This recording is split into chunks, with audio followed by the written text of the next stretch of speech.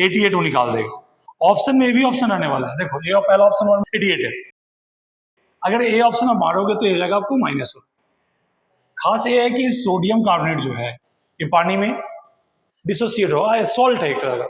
Salt है तो ये आयन से टूटेगा, आयन से टूटेगा तो नंबर ऑफ इफेक्टिव मोल जो होंगे सॉल्यूट के वो बढ़ जाएंगे। अगर क्वेश्चन आएगा एग्जाम में तो टॉप के 0.5% बच्चे इसको क्लिक कर पाते।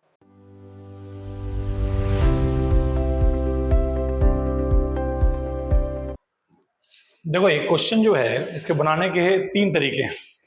अगर ये आम स्टूडेंट बनाएगा तो क्या करेगा, सीधे कि सर RLVP का फॉर्मूला तो हमको पता है सर, क्या होता है RLVP होता है सर क्या, XV होता है mole fraction of solute. XV क्या होता है sir, NV divide by Na plus NV होता है।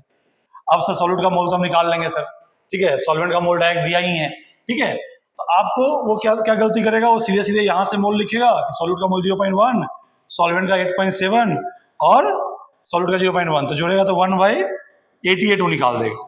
ऑप्शन में भी ऑप्शन आने वाला है, देखो ये पहला ऑप्शन 1/88 है, 88 है। अगर ए ऑप्शन आप मारोगे तो ये जाएगा आपको -1। भाई आम इंसान ऐसा करेगा, आम स्टूडेंट ऐसा करेगा, तो इसमें क्या खास है सर? खास ये है कि सोडियम कार्बोनेट जो है ये पानी में डिसोसिएट होगा, सॉल्ट है एक तरह का। सॉल्ट है तो ये आयन से टूटेगा, आयन से टूटेगा तो नंबर ऑफ इफेक्टिव मोल जो होंगे सॉल्यूट के वो बढ़ जाएंगे, ठीक है। उसके बावजूद मैं जो अगला स्टेप बता रहा हूँ उसके बावजूद लोग आंसर सही नहीं ला पाएंगे। अगर थोड़ा तो ज्यादा अक्ल लगाओगे, थोड़ा ज्यादा अक्ल लगाने पर लोग क्या करते हैं कि ऐसा अच्छा ऐसा करते हैं सर, टूटने वाला है ना सर, तो टूटने वाले हम लोग क्या सीखे थे कि सॉल्यूट के मोल को क्वांटम फैक्टर से मल्टीप्लाई कर देते हैं। ये 3 आयन से टूटने वाला है, 2 सोडियम प्लस और 1 कार्बोनेट आयन, तो 3 में टूटेगा तो I = 3 लेंगे, क्योंकि अल्फा दिया नहीं है तो 100% मान लेते हैं।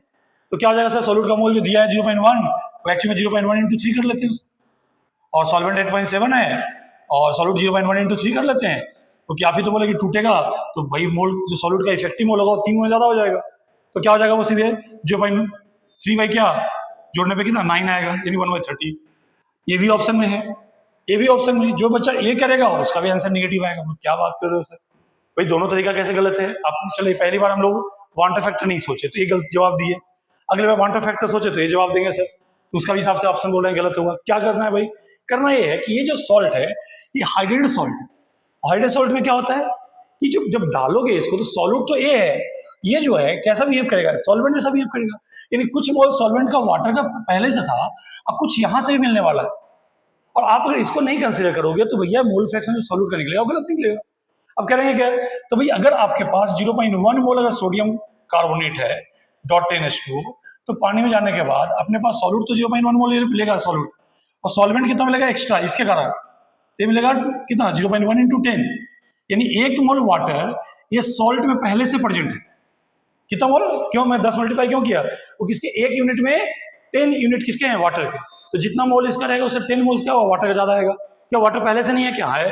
अब ये जो है ये वाला 1 मोल और ये वाला 8.7 मोल मिल के किसका मोल होगा, सॉल्वेंट का मोल होगा। तो अब RLVP जब तुम लिखोगे तो सॉल्यूट का मोल क्या लिखोगे, तो 0.1 × 3 क्यों मल्टीप्लाई कर रहे हैं, क्योंकि वो सॉल्ट है, पानी जाकर टूट जाएगा, जितना मोल दिख रहा है उतना मोल नहीं रहेगा, उससे 3 ज्यादा मोल रहेगा सॉल्यूट का।